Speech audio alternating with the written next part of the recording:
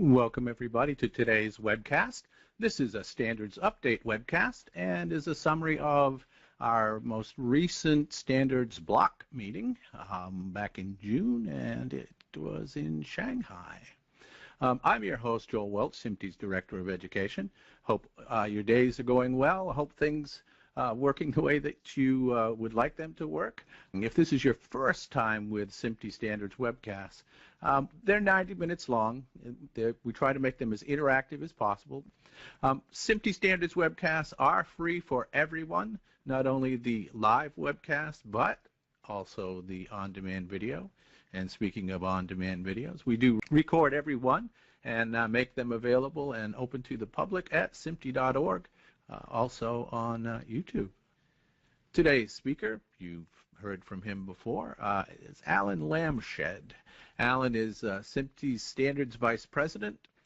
He is on the Board of Governors as well. He's one of SMPTE's governors, and he also is a SMPTE Fellow. And I'm going to turn my camera off. And Alan, the floor is yours. Thank you, Joel. Just maybe you could verify that you're hearing me okay? We are hearing you loud and clear. Okay, very good.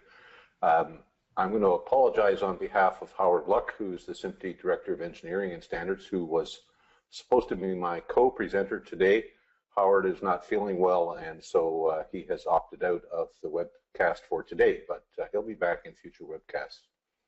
So we'll struggle along without him, but hopefully you'll find it interesting and informative. So as Joel mentioned, our most recent Standards Committee meetings were held in Shanghai, China. They were hosted by the East China Television Technology League and the Shanghai Media Group, and we had an amazing series of meetings there hosted by these two organizations, and they treated us very well throughout the time that we were there. For those of you that aren't aware, we do have 4 face-to-face SMPTE meetings a year, standards meetings, and so this was our second one this year. The third and fourth will be in September and in December. As always, we post a meeting outcome report from the Shanghai meetings, and it's posted at that URL that you're seeing on your screen there. Unfortunately, the Shanghai one has not been posted quite yet. We expect it to probably be up there within a week or so. Part of that delay was due to the recent move of the SMPTE head office and the priorities of getting everyone reconnected in the new site. So if you bear with us, it will be posted, and if you're part of the standards community, there will be an announcement made when that gets posted. So for those that are not familiar, this is just the structure of our standards community. It's overseen by the Standards Committee, which consists of chairs of each of the technology committees, plus 4 or 5 others who've been involved in standards for a length of time. We have 10 technology committees, 4 in the application area, 2 sort of overall, overarching all of the different areas, and then 4 in the specific infrastructure area. So we have film, digital cinema, television and broadband, and cinema sound systems in the applications. We have Essence and the Metadata Registry Committee, and then we have our Infrastructure and Media Management Committees, 31FS, which deals with file structures, 32NF, which is about network facilities and infrastructure, 34CS, which is media systems control, and media packaging and interchange is the last one, 35PM. You can find all that information on the SMPTE website homepage, along with the specific scopes of each of the committees, which will be presented in the webcast today, but I'm not going to dwell on them because that information is all publicly available on the SMPTE website. So there's the list of the 10 committees. Again, 9 of those committees met in Shanghai. The 20F Film Committee did not meet. So the first one, I'm just going to go through them in the numerical order and talk about some of the projects that each of them are involved in. So we'll move on to the projects. 10E has been involved in a bunch of what we've come to know as better pixel projects. So these involve things like high dynamic range, wide color gamut, and there's a whole ecosystem that's being developed around those topics. So collectively, they're all connected, and we call them our better pixel projects. So there's been an ongoing project now for quite a while on content-dependent metadata, which has to do with transforming the color volume as we move from standard dynamic range into high dynamic range. And those standards, collectively known as ST2094, that group of 6 documents is now published, and so that project is going to be closed down shortly. Those are all available on the IEEE Explorer platform. There is also another project currently going on, which is a constrained version of the DPX file format that's being done in order to modify it to handle HDR and WCG images. That's a very complex and well-used standard, and we didn't want to break existing implementations, so they're making a new version of it that's constrained just for those new purposes. Some of the other projects that are involved in 10E, all of our video compression standards are done in the 10E group. We have 2 active ones in 10E, VC5, which is the codec that's based on the Cineform GoPro codec, and then VC2, which is based on the BBC Dirac codec. So some of that is document maintenance, some of it's adding new features, like, for example, the new RP2047-5, which is a new level 66 compression of UHD for carriage in HD infrastructure. That one is in the publication queue and due to be released to the IEEE store any day now. Another project that 10E is doing is the 2080 document suite. Those are a group of RPs and standards that are dealing with the reference display and environment for viewing of television pictures. So some of the documents are complete. There's a couple of them that are currently in process, and they're having to do with calibration of monitors, both the sort of the fundamental baseline calibration and then the day-to-day maintenance calibration that needs to go along with that. As we know, there's been a move in television lighting over to LED lighting, and so there's a new RP being done to talk about how we maintain lighting consistency across the different technologies of lighting.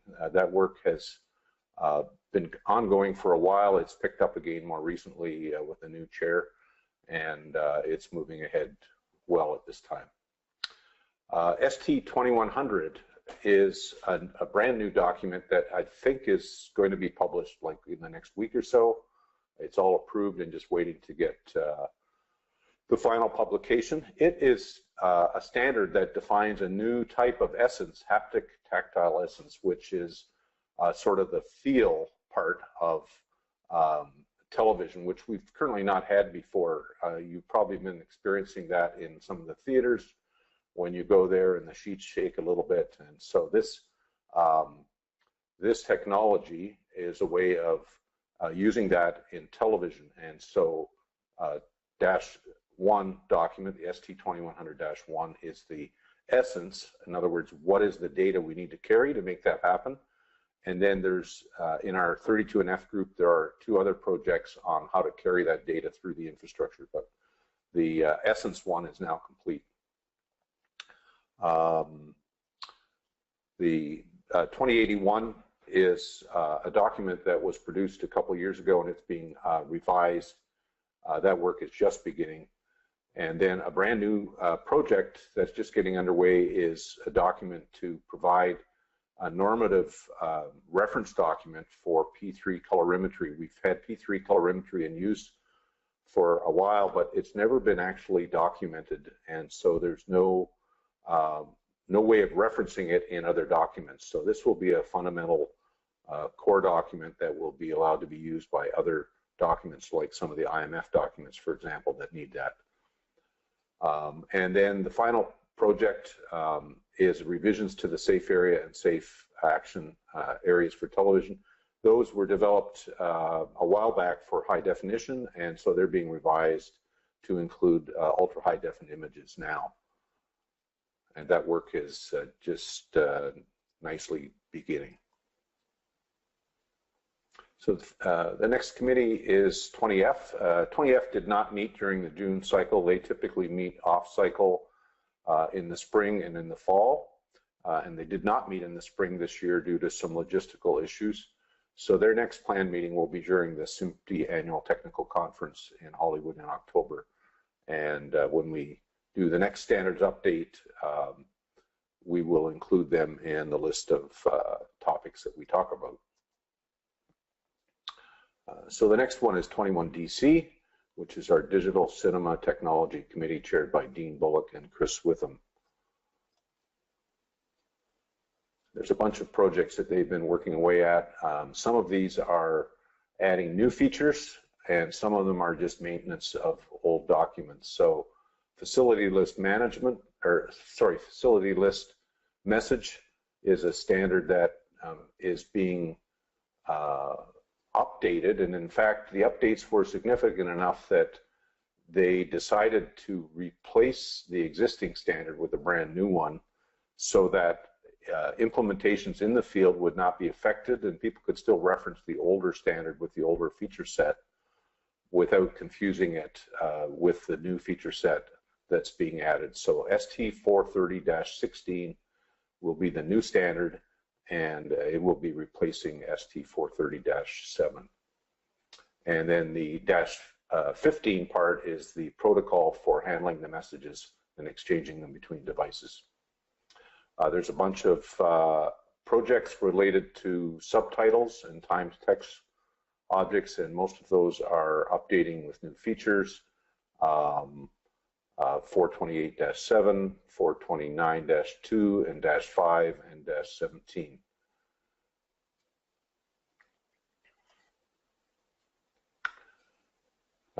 There has been some updates in the encryption standards, mostly in the US, and so there's a bunch of projects or a bunch of standards that are tied into the US encryption standards, which are known as FIPS.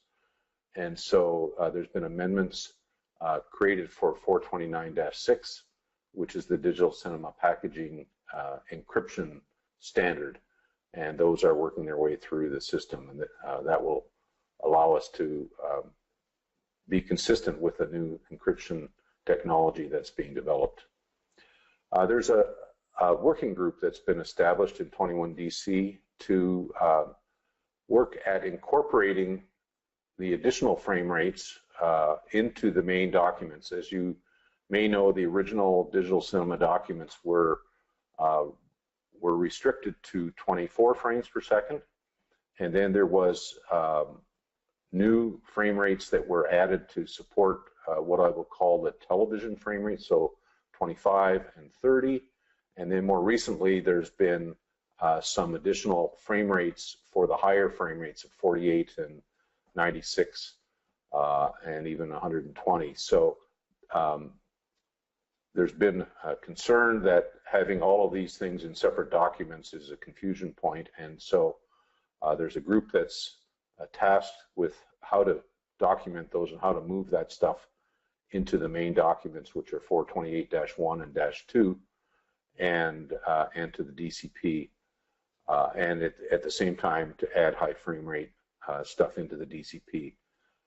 Their work is just getting underway. It's a big task because there's a lot of deployments worldwide, and the utmost importance is that we don't break any of the additional implementations or the existing implementations. So they have to work very carefully picking through the documents, making sure that what's being done is consistent with the deployment in the field. That work is being chaired by Comer Klein, and they will be meeting in September at our next block meeting. And then there is some work, I'm going to talk about it in just a minute, within our 25 CSS Committee. And so that work has to do with object-based audio essence for digital cinema. And so 21DC is looking at how to incorporate that object-based audio or immersive audio, as it's sometimes called, into the digital cinema environment. And so they're looking at 4 new projects to do that for the various parts of the digital cinema ecosystem. The next committee that I want to talk about is 24TB, the Television and Broadband Media Committee. And they work on areas that are specifically related to television. Most of their work is related to television, although some of it has to do with broadband applications as well. One of the projects that they've been working on now for quite a number of years is the whole issue of audio-visual synchronization, measurement, and assessment. As we all know, those of us that have watched television specifically in North America, but even worldwide, it's an issue of keeping the audio and the video in sync with each other. So the 2 standards, 2064-1 and 2, were published a couple of years ago now, and they provide a mechanism for measuring the sync and also assessing if it's out of sync and how to get it back into sync. And so the engineering guideline, which is currently being drafted, is the tutorial about the whole ecosystem, how it works, what the issues are, and what are things that you can do to help maintain the sync within a television facility. That document is well advanced. It's getting close to being ready for ballot. And so hopefully we'll see that before too long at the ballot stage. Another new project that 24TB is working on is the open binding of identifiers. And this group has been working for a while to identify ways of binding content IDs right into the essence so that they can travel through the whole ecosystem from early on in the production stage right through to the consumer. And they are using a watermarking technology to do that. And so part of their work, which took a long time, was to research the technologies that were available.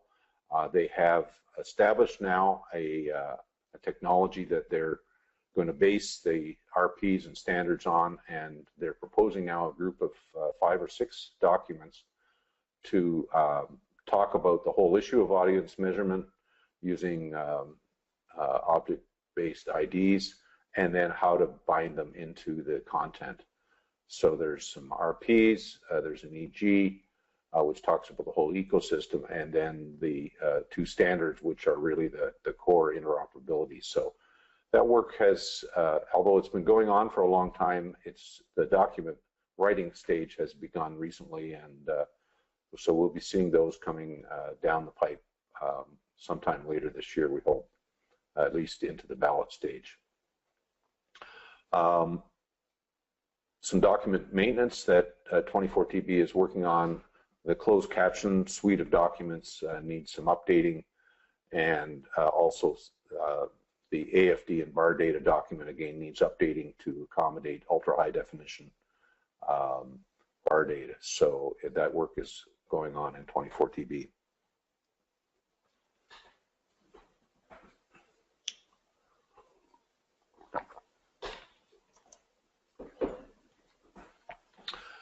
So the next committee that I want to talk about is our Cinema Sound committee, and this group deals with audio related to the cinema. And it came out of the B-Chain study group that was done several years ago, and the issues of calibrating audio in the theaters and all of that. In addition to that, it's also been working on immersive sound for the cinema. And that's where a big chunk of its work has been focused recently. So that's a segue into the 2098 suite of documents that are currently being drafted in 25 CSS. So this group is trying to standardize a sound model for immersive sound, and then to standardize a bitstream, realizing that there are already existing implementations in the field that are proprietary, and that's been some of the difficulty, is trying to get agreement on what the model should look like and what the bitstream should look like.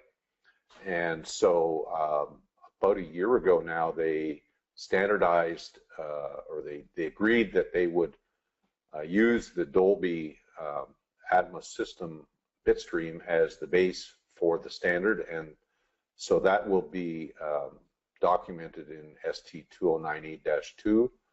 The objective is that the SMPTE standardized bitstream will be compatible with the Dolby Atmos stream, although it won't be necessarily identical. And then there's a bunch of other documents around, so what do you do with the renderers, like the receivers of this bitstream, how should they behave and what should we expect out of them?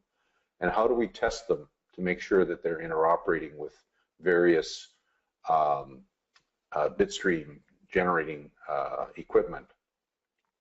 So there's a bunch of groups. The -1 document is done and sort of waiting for the -2 document to be finished to make sure that they've not missed any of the metadata. And then those two will probably move forward and ballot together, and then the other ones will come along behind them.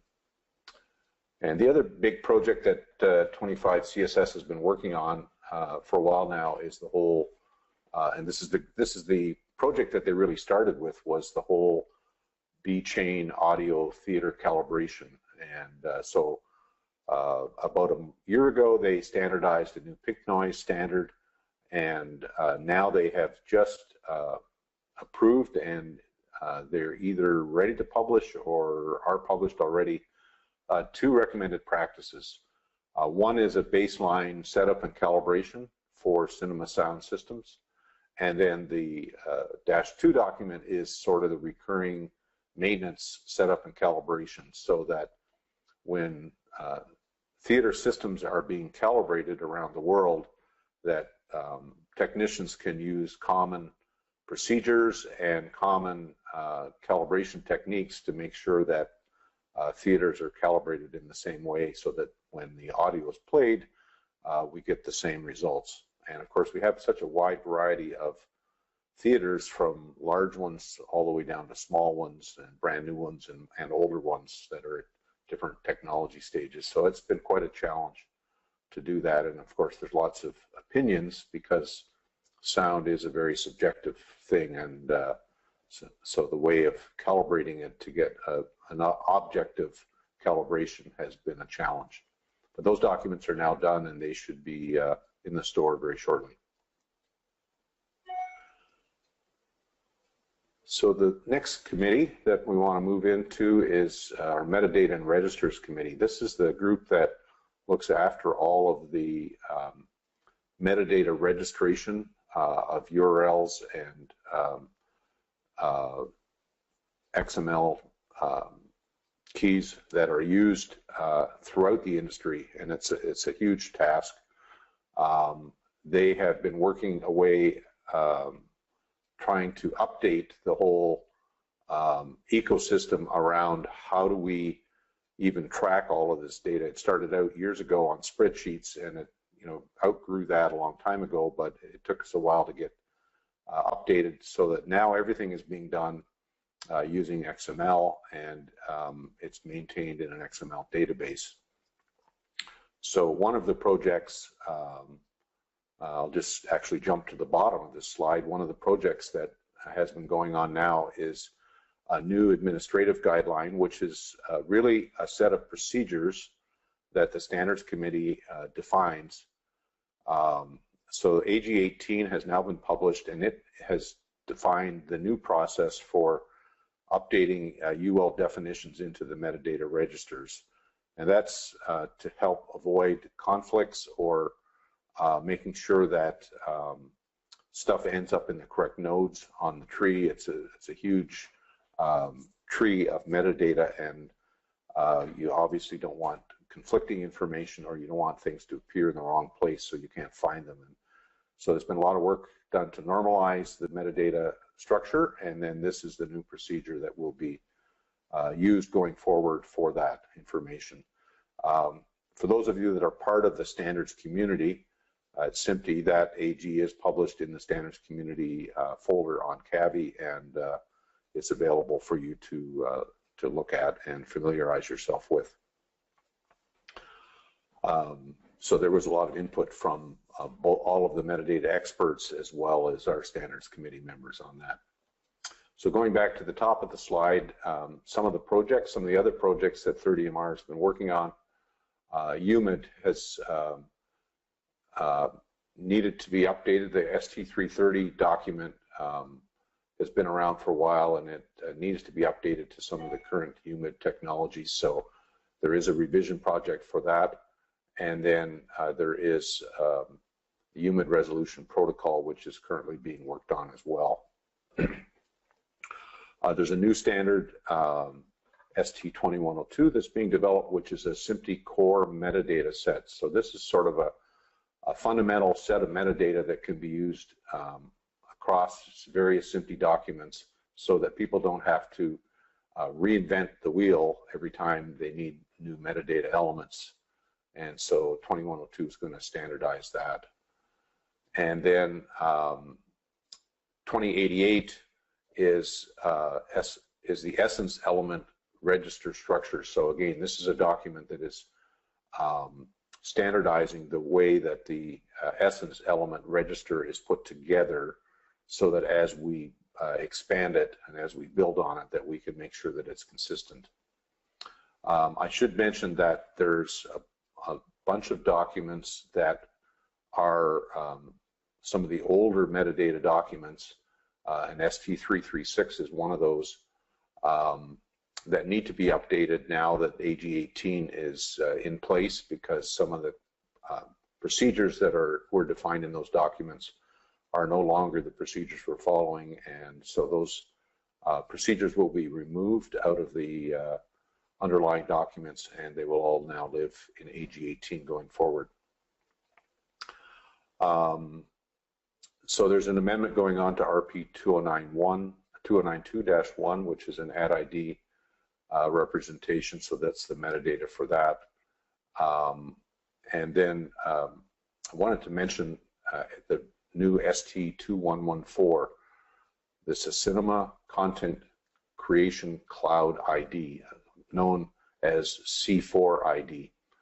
And unfortunately, I can't tell you too much about that, but other than it probably holds the record for recently for the fastest document through the SMPTE standards process, and it was driven by Wendy Aylesworth, who's our former SMPTE president, and before that SMPTE standards vice president, and a group of people from the Hollywood industry, and that document is now in the SMPTE store.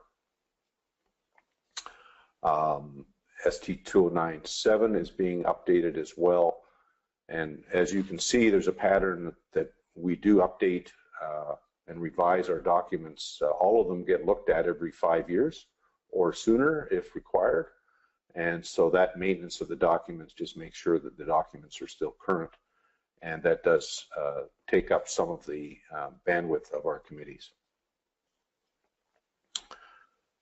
Once a document receives or becomes stable, then the committee can vote to not look at it again unless there's some significant change that's required to it. But for the most part, all of our documents get reviewed every 5 years, and that's a requirement of ANSI, of which SMPTE is a member. So our next committee, one of our larger committees, is 31FS, our File Formats and Systems, and it's chaired by Bruce Devlin and Paul Gardner.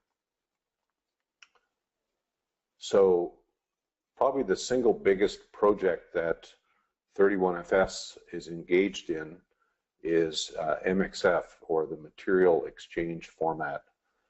And it is a document that has been around now for probably 15 years. It's very widely deployed. It has had a bunch of revisions over the years or amendments, and the fundamental underlying document ST377-1 was last revised in 2011, and it's had 2 amendments since then. And so there's a need to update it again, but our SMPTE rules require that once we get 2 amendments, we have to roll them all back into the base document so that we have a unified document. So there's a project undergoing now, and it's ended up being a larger project than we thought it was going to be, to roll these amendments in to ST377-1. And of course, some of the amendments were done a while ago and time has passed, and so now some of the amendments need to be amended, and that causes us a problem. So the first task in the revision of 377-1 is to provide a stable base document that will be done by combining the 2 amendments back into the main document, and that will become 377-1 2017 or 2018, we hope.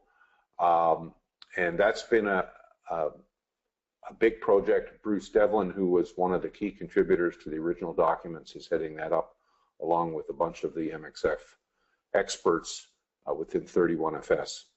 And then there's a second project to deal with some of the updates that need to be done once we get a stable document. And the reason we want a stable document is we have so many implementations in the field that are based on the underlying document and its amendments that we felt it was important to provide going forward a unified place where people can go to find the information they need for the deployment of MXF. So then, as you can see, there's a whole host of other documents that are related to MXF that are going on in 31FS. KLV encoded syntax extension to MXF, which is 377-2. There's a whole MXF descriptive metadata scheme. That's a revision of a previous document. Again, that has to follow on behind the 377-1 work. And then there's some new documents that are currently being done.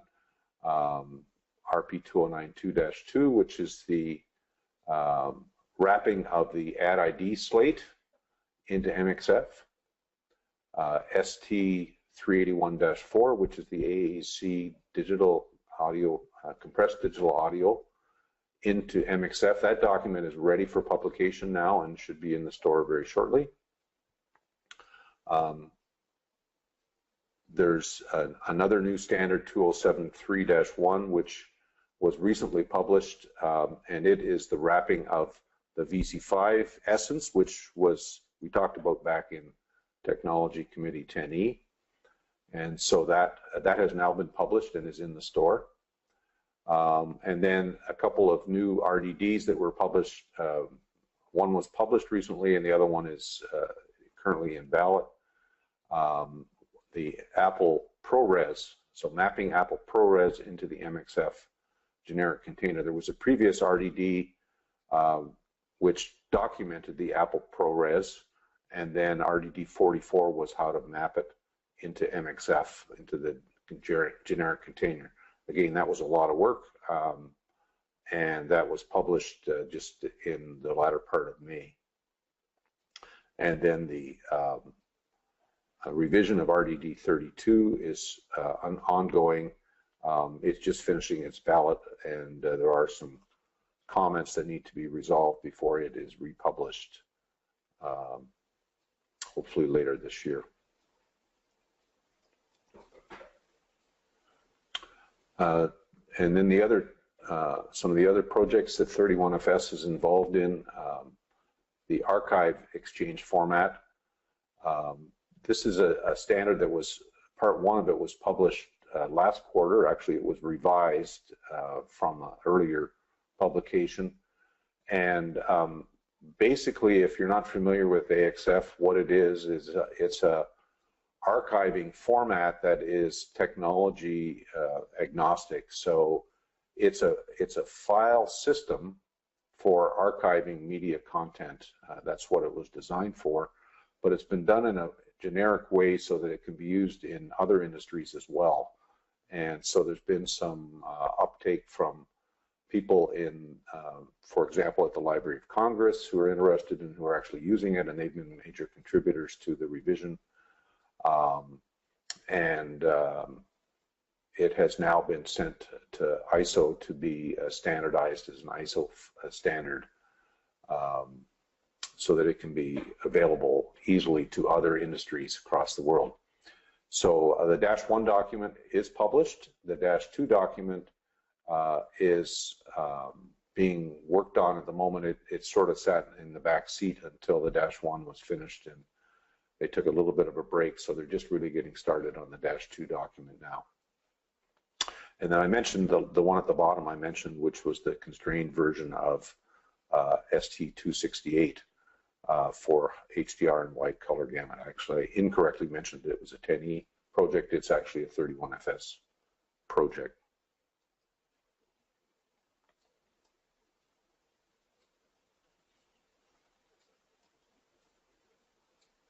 Good. Slide wasn't advancing for me there.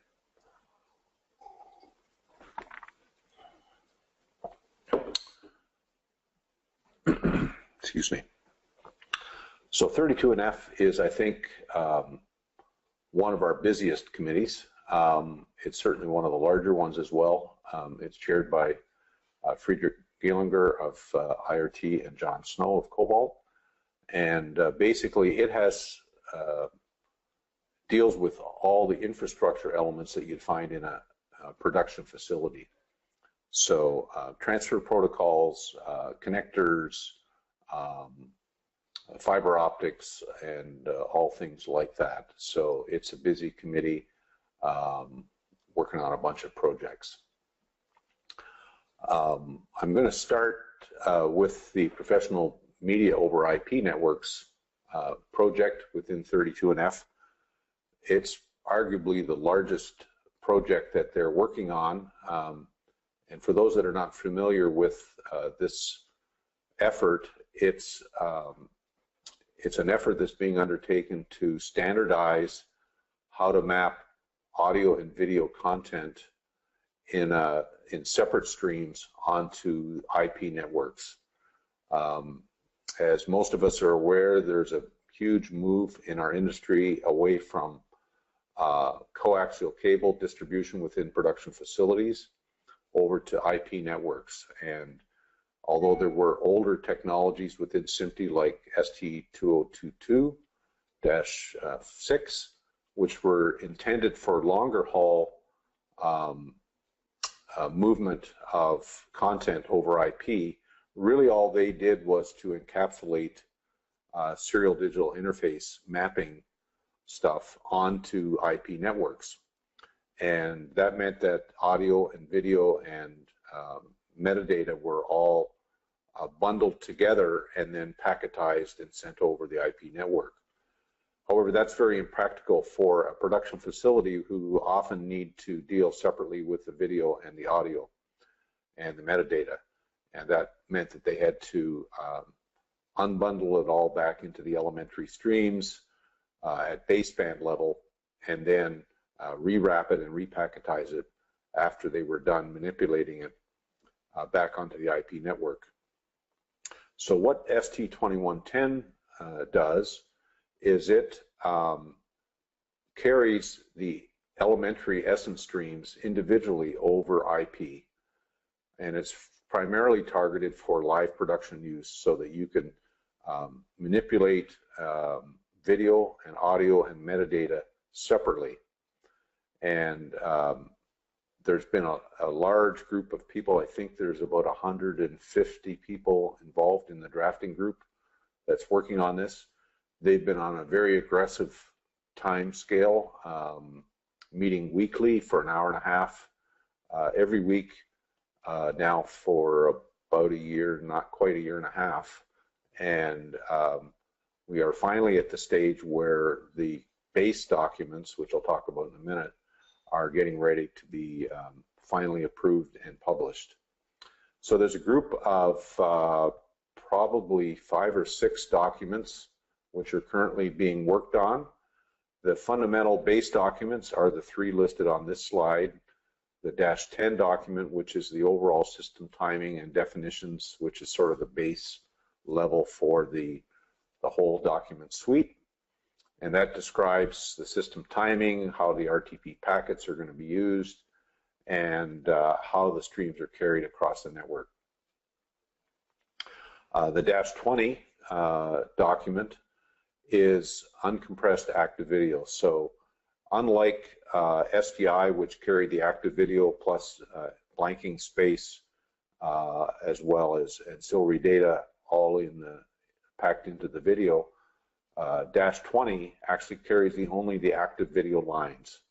So there's no burden of carrying the vanc and the sync along with the video. They're carried separately on a different stream. And the objective was to make -20 resolution and frame rate independent, because as we know, there's always a push to get higher resolutions and higher frame rates, and that meant in the SDI world they always had to be remapped again every time we get into a higher resolution or a higher frame rate. So the objective was, and I believe it's been achieved, is to have one method of mapping this onto IP that will be independent of frame rate and resolution. So that's -20. -30 is the companion document for PCM or baseband digital audio. And it leverages the work that was done by the Audio Engineering Society in their AES 67 document for the carriage of uncompressed audio. So it's not a clone of AES 67, but it very heavily uses the technologies that were done by AES for carrying audio. Some of the other documents that they're currently working on, -21, which is a timing model for video, trying to manage the network traffic flows. That document is currently well advanced and getting ready for ballot. Then -31 is all about the transport of AES-3 compatible audio. So as we know in the SDI world, the audio is all formatted as AES-3, and there's been a bunch of additional what I'll call data carriage formats that are formatted as AES-3, things like Dolby E and AAC audio and other data-centric audios that are packed into AES-3 wrappers and then embedded into SDI. So basically what -31 is it's a mechanism to take all of that AES-3 compatible data, whether it be actual non-PCM audio or whether it's AES-3 formatted audio, and carry it in the IP world. And there's a whole host of data formats that are done that way, and that's standardized in our ST337, which is also a 32NF project. The application is that we would hope that people would carry their uncompressed audio in the -30 mechanism, but this gives us a compatibility for all of that stuff that we currently carry around on SDI that's non-PCM audio.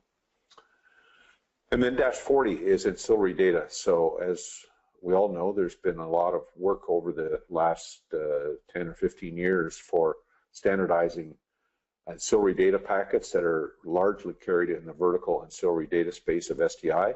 Some of them are carried in the horizontal space, but most in the vanc space. And so closed captioning, timecode, AFD,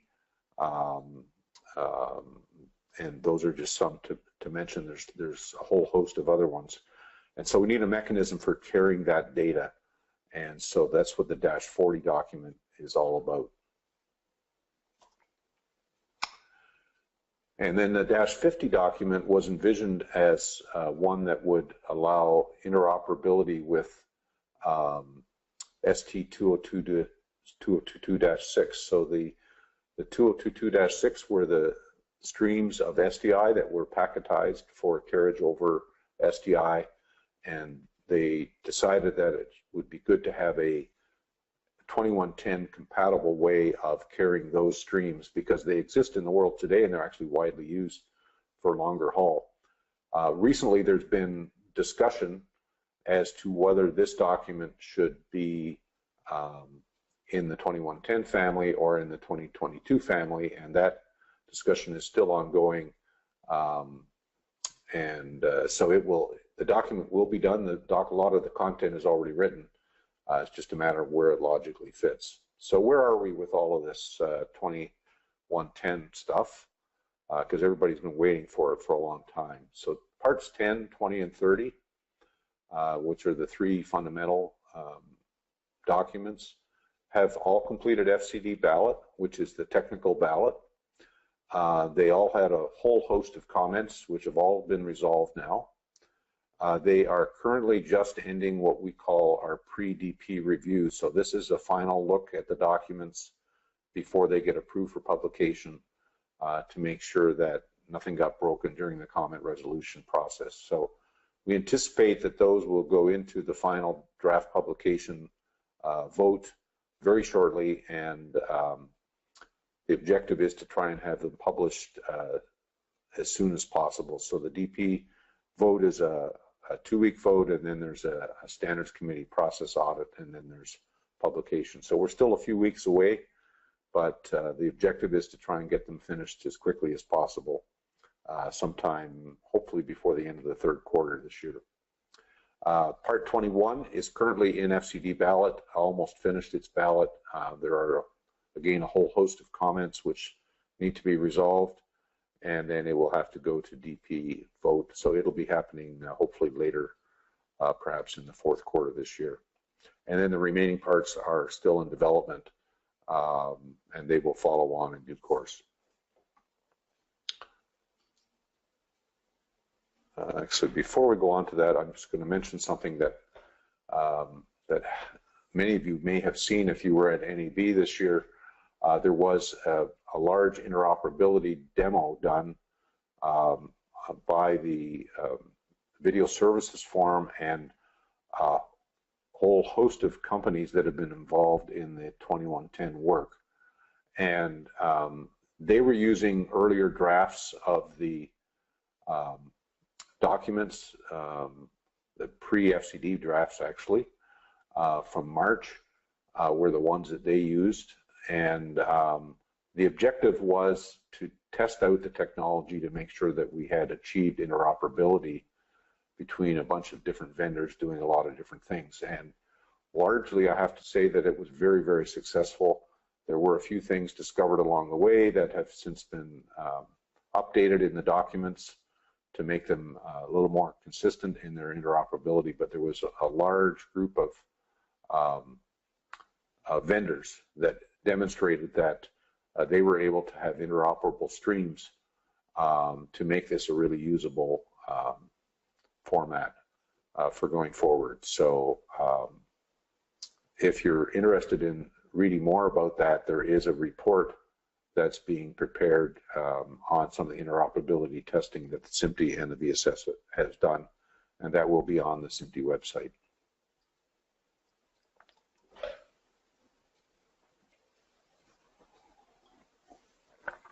So some of the other projects that 32NF is working on, as I mentioned, 32NF is responsible for all the serial digital interface protocols, and that includes stuff back as far as the SMPTE 259, which was the standard definition SDI, all the way up to the 12 gig, which is the current ultra high definition one. So we have two different working groups, the -40, which works on the SD and HD SDI and some of the underlying formats, and then the -70 group, which works on the ultra high definitions one. So because there's so many different formats that have developed over the years for SDI, there's been many requests for an engineering guideline to help explain which formats carry, or which SDI interfaces carry which video formats. And as you can appreciate, that is a big task. And so what they decided to do was to produce 3 wall charts to document this. So one of them will be done for standard definition interfaces, one will be done for high definition interfaces, and one will be done for ultra high definition interfaces. And if you've received your current version of the SMPTE journal, you would have seen a wall chart that was included with the journal, which is not exactly the same as the EG is going to be, but it's a sample of the kind of document that will be produced. The same group that is working on the EG actually produced that wall chart in cooperation with headquarters. And one of the challenges, of course, was to fit it all on a poster-sized piece of paper and still have it large enough that the average person can read it. So that's why they decided to go to 3 documents. So the work is well progressed on that, and they're working out the logistics of just getting the final proofreading done so that they can be published. They will be available again in the SMPTE store once it's published as PDFs, which you can then print off if you need them to hang on your wall. That's been a big project. I know it will be very helpful for a lot of people to figure out the complexities of serial digital interfaces, which we've had since the late 1980s is when they started. There's been 2 companion projects that 32NF's working on, the revision of EG34 and the revision of RP198. So these are 2 fundamental documents that are used in, I would say they're used highly by manufacturers in qualifying new equipment, and they're also used by facilities in qualifying installations of equipment to determine when we're getting close to the digital cliff. So EG34 talks about the different pathological conditions, why they exist, and what things that you can do to mitigate them. And then RP198 is the recommended practice for the serial digital check field that's used when we're doing some of the pathological system testing. So it stresses the interfaces with these pathological signals, and the work that's being done to revise these is to update them. They really haven't been updated since high definition 1.5 gig interfaces. So initially the work was to update it to 3 gig, and now they're being updated beyond that to make them more useful for this higher interfaces because the pathological conditions do change depending on the formatting of the data on the wire. So there's been a lot of work involved, and Mike Overton from Tektronix is leading that work, and he's obviously in his day job is involved very much in dealing with those pathological conditions. And so it was helpful to get those documents updated.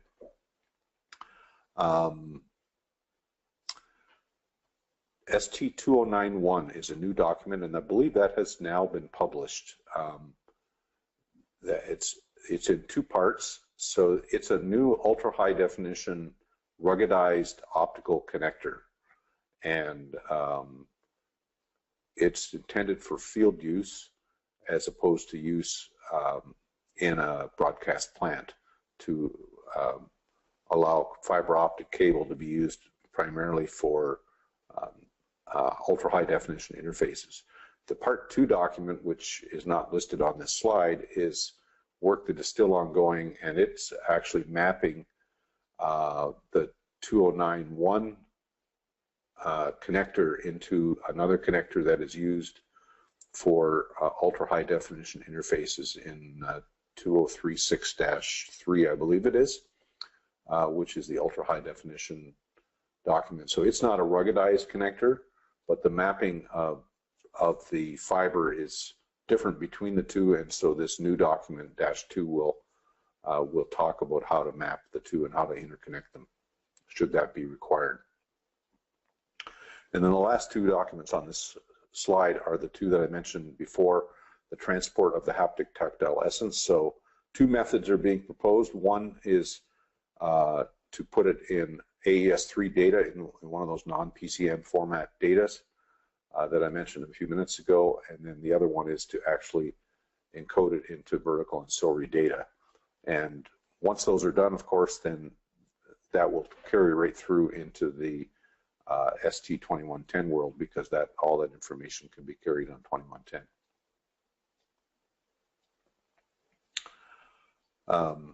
So 32NF is also involved in some of these Better Pixels projects, and as you're probably aware, carrying high dynamic range and wide color gamut signals requires more bandwidth. It requires more data to go down the wire, and it also requires signaling to tell the receiving end what's on the wire. So that's where 32NF gets involved.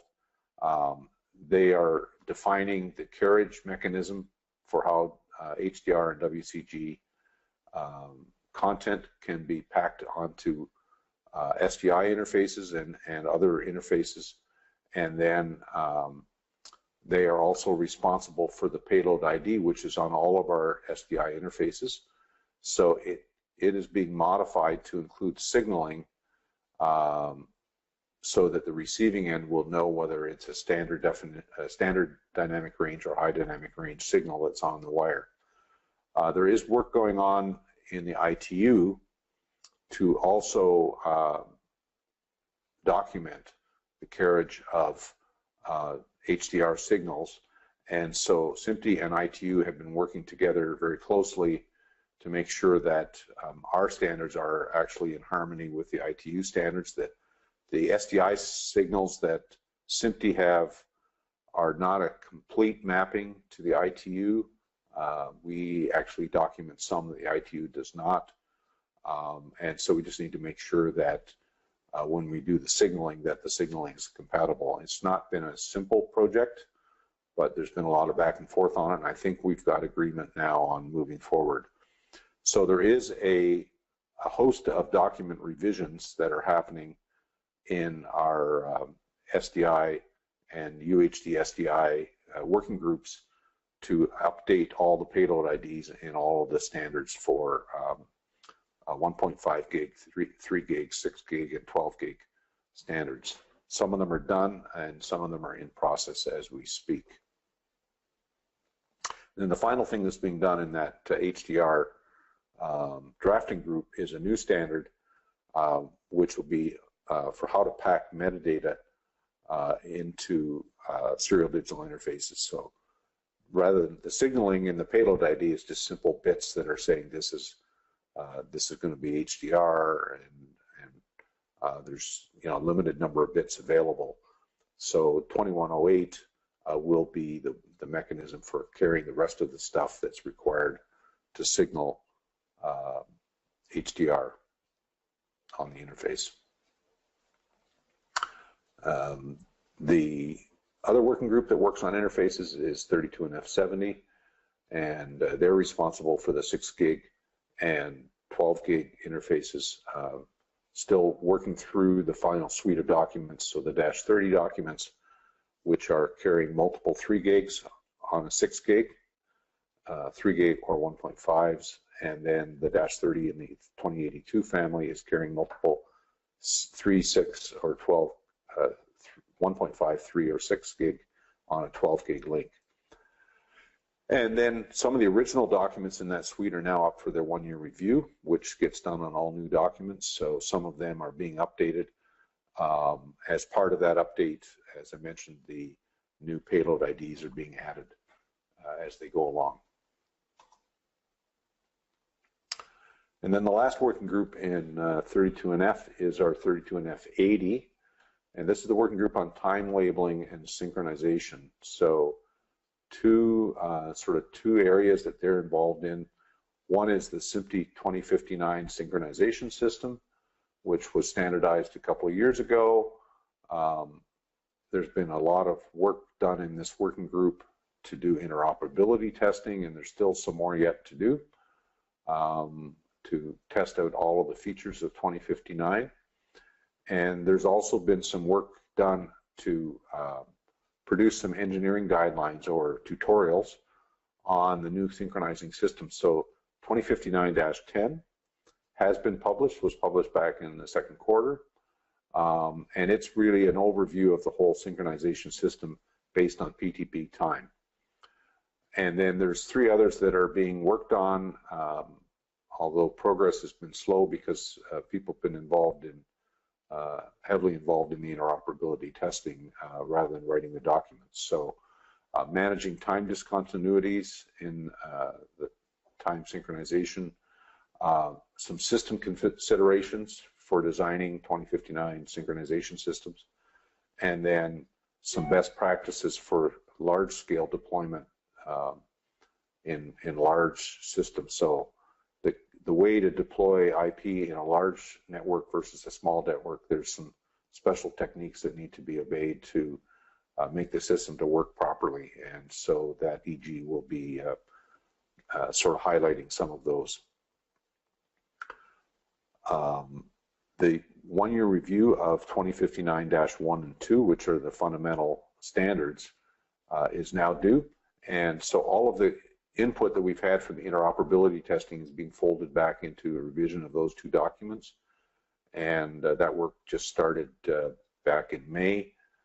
There will be some updates, although I must say that they're not substantial updates to the technology. They're more clarifications, and there were some things that were discovered in terms of interoperability of 2059 with the AES 67 system that needed to be harmonized, so those will be documented in the review.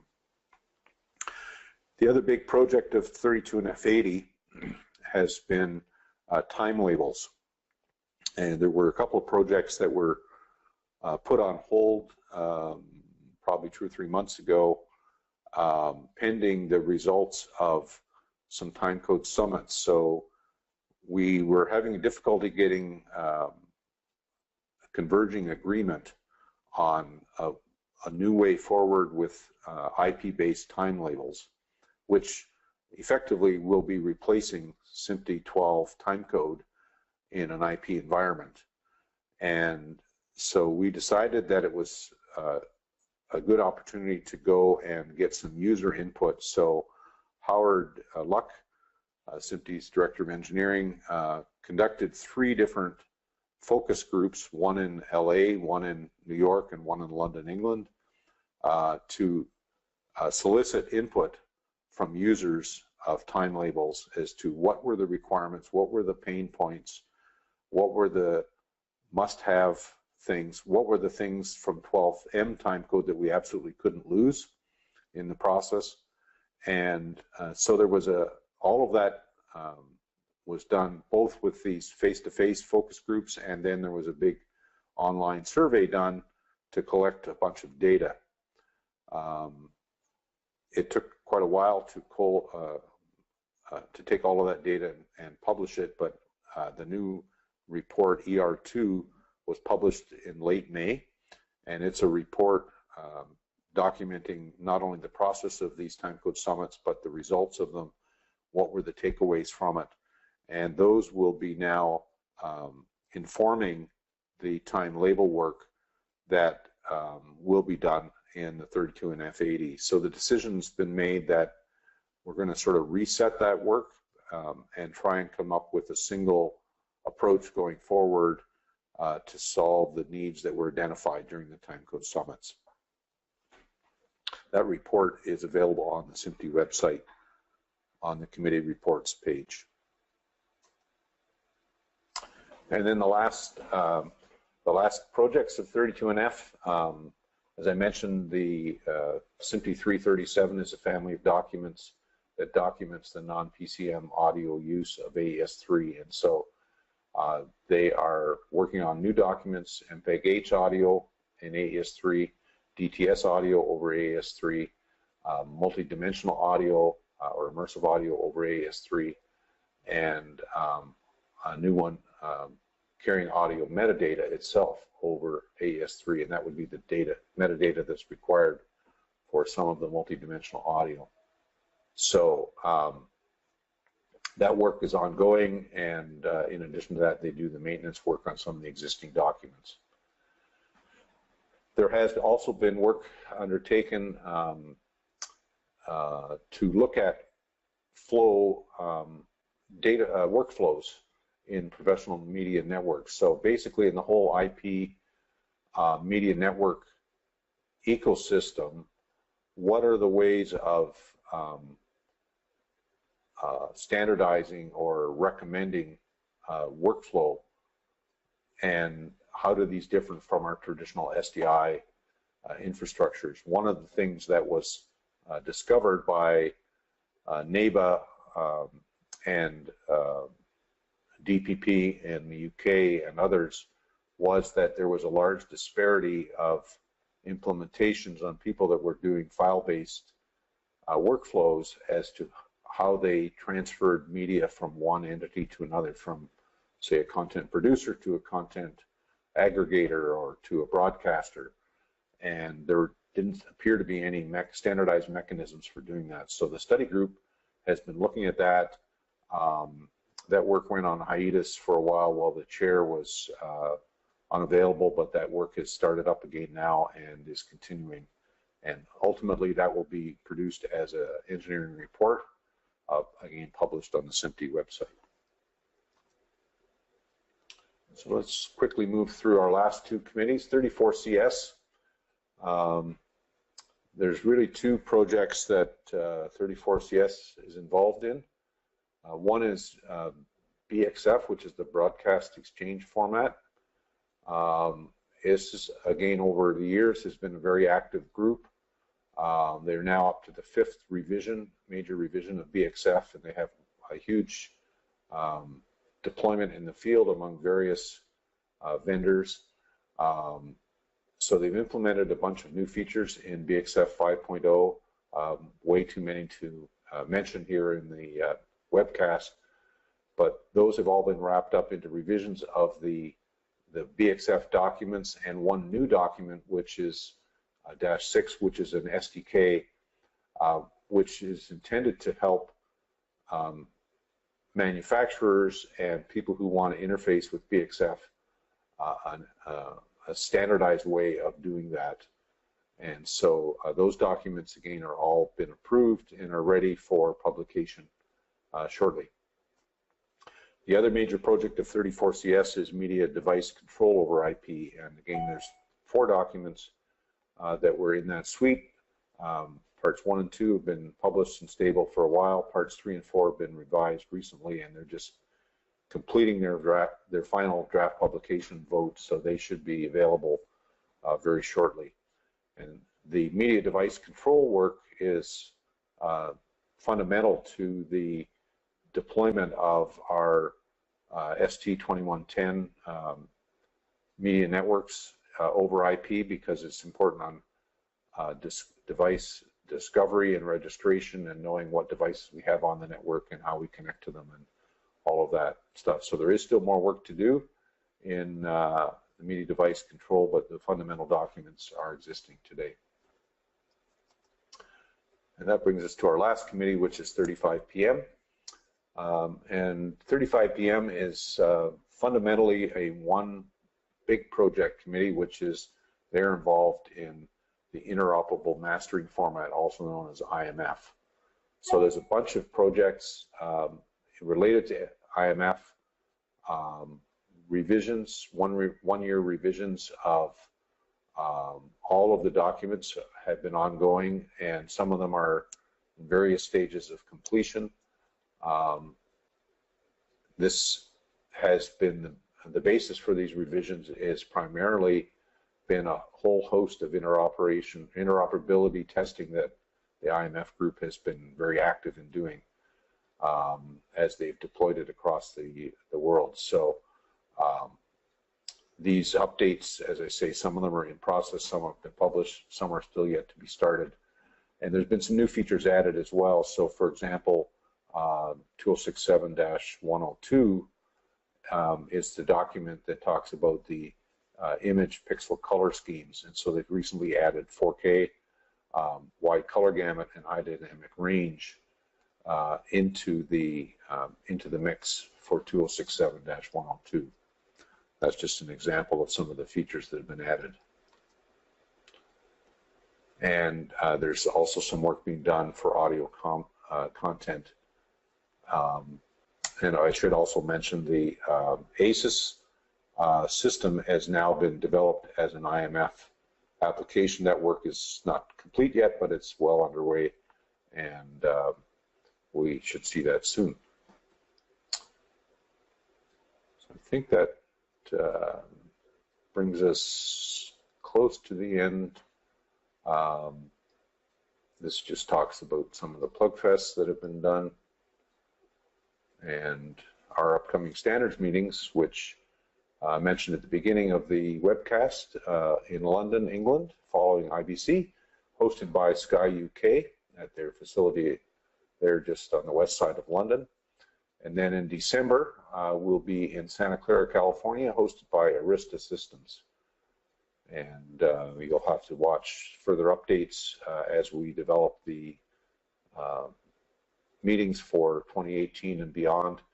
The monthly publication that I do in the SMPTE Journal, I always try and list the next 2 or 3 standards meetings so you can watch that space for there. And again, a reminder that the meeting outcome reports are available in the meeting reports area on the SMPTE website. The Shanghai meeting report will be there shortly. And then in general, if you want to find out more information about SMPTE standards activities, again, go to the engineering committees section on the SMPTE website, and that will lead you through not only the information about each of the committees, but information on how you can become involved in SMPTE standards. And Joel, I think it's time to turn it back to you for questions. Absolutely. And at this time, I'd like to invite our guests to please post your questions, especially if you have a verbal question. And to ask a verbal question, just type, say, I have a verbal question. You go to the top of the list, and then we will unmute you when it's time to ask the question of Alan or to Alan, and then I'll unmute you when your question has been asked. And while our folks, or while our guests go ahead and queue their questions, Alan, I've got a couple of questions of my own here. I mean, obviously, high dynamic range was a big deal, and it continues to be a big deal, and professional media over IP is very active and going to make a huge impact on the industry, I think. And they're pretty hot topics. Are there other standards that, in your opinion, are at that level that will have a impact on the industry and significantly change the way things are done? I think the IMF standard is one of those standards. Now, IMF's been out in the world for over a year now, and it's beginning to make a big inroad not only in the studio environment where it was first conceived, but also in the broadcast environment. And so we have work being done by the DPP and others to try and use IMF as the platform on which the multitude of various formats can be created, which are required in the broadcast world these days. As we all know, it's not just a matter of sending broadcast signals over transmitters or through cable systems or satellite systems, but media is being viewed on all kinds of different devices, all of which have different format requirements and different resolutions. And so the IMF is the ideal platform for servicing that. But there's some tweaks that need to be made to make it work for broadcast television. And so there is work being done in that area. But yeah, I think IMF is certainly one of the big areas. Okay, good. And just FYI for our guests, SMPTE does offer a virtual course on IMF with instructors being Pierre Anthony Lemieux and Bruce Devlin. They are the instructors for that course. And speaking of virtual courses, might as well do a little commercial here. We've just begun planning for a virtual course on SD 2110. that will be the course will be completed by the end of the year, and we'll be offering it shortly thereafter. What about the collaborative work with other organizations? You mentioned AMWA. Is there anything you can say about that process? And well, SMPTE does collaborate with a lot of other organizations. As Standards Vice President, one of my jobs is to approve all of the liaison letters that go out or come in from various organizations. And so we want to be collaborating with other people in different parts of the ecosystem to make sure that we're not duplicating, that we're all moving in the same direction. And so we have regular meetings that we try and do to make sure that that is happening. So one of those meetings happens every year at IBC, and another one happens at NAB, and usually a third one at CES in Las Vegas in January. So 2 or 3 times a year we get the leaders of various organizations like the ITU and EBU and SMPTE and AES and others all in the same room, and we talk about issues that involve all of us and how we can work together. But in addition to that, we do intentionally collaborate with in a couple of different forums. So one of them is the Video Services Forum and the JTNM, so it's the Joint Task Force on Network Media, and that was developed 3 or 4 years ago. It involves SMPTE and VSF and AMWA and EBU, and those are the sort of the proponents of it or the sponsors of it. But then in addition to that, we've incorporated IBM and AES and other folks in who are involved in the whole issue of deploying IP infrastructure. So VSF and JTNM have been very helpful in some of the interoperability testing, providing feedback back on it. We've also done very close collaboration with AES because a lot of our concerns between AES and SMPTE are very similar, although we each have our own areas of expertise that the other is not involved in, but we do collaborate very closely with AES as well. Mm-hmm. And you mentioned IMF previously. There's a users group, an IMF users group? There's an IMF users group, which I believe is sponsored by the HPA, the Hollywood Post Alliance, or Hollywood Professional Alliance, I guess it's called now. So it's really an opportunity for IMF users to get together to share concerns and what they find is helpful and working, and what's maybe not quite working or not as clear as they'd like it to be, and that information then we hope to get folded back into some of the revisions of the standards. So that's a more informal group, but it's hosted by the HPA. Okay, great. And I think a lot of those IMF users are in the Hollywood area, but increasingly there will be more in other places as the deployment into broadcast television happens. Sure, thank you.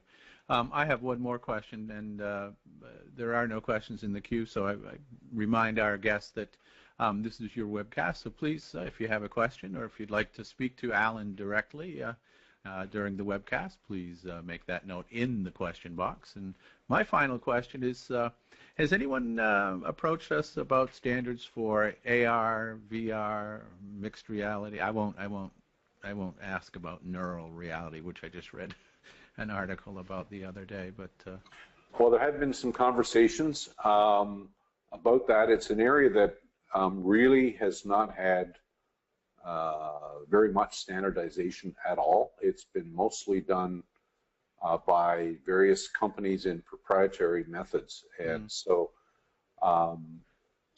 there's a strong feeling that there will need to be some standards developed for it to actually become widely deployed. It's still early days in some respects because it's very much a moving target, but there is a desire to talk about what are some of the fundamental aspects that do need to be worked on and to be standardized. And so actually there's a project that has been proposed. It hasn't been formally adopted yet by SMPTE to establish a study group to look at the whole AR/VR situation and sort of do a gap analysis to find out sort of what are the areas that make sense for people like SMPTE to be involved in, and what are the things that maybe other people should more likely do. And it's one of the first steps when technology is identified for potential standardization is to form a study group and go out and, well. Yeah, and SMPTE, outside of the standards realm, and Joel, you're well aware of this, has certainly hosted a bunch of educational events that have touched on those areas to try and inform people, and that's ongoing. Right. Okay. Well, there are no questions in the queue, so I think we'll probably close the webcast. Certainly a lot of standards work going on, and important work that we'd like to thank those folks who are involved for undertaking. We do have one question that just popped in. It's from Dan, and the question is, how will SMPTE continue working with AIMS for broadcast over IP standards? Well, AIMS is a trade association, and a lot of the members of AIMS, in fact, I would probably say the majority of the members of AIMS have been involved in the drafting of the ST2110 family of documents. As I mentioned, that's a large group that regularly has over 100 people or up to 100 people that are involved in it at their meetings. And so we want to make sure that we are working with people like AIMS. AIMS certainly have been involved heavily in the IP showcases that we've done, both at IBC and NAB. And they, like I say, the AIMS members have been involved heavily in the documenting of the standard and making sure that it's going to work out of the gate. And the AIMS companies have been the ones, a lot of them have been the ones who've been working away at implementations while the standards are being developed to make sure that stuff is not broken out of the gate.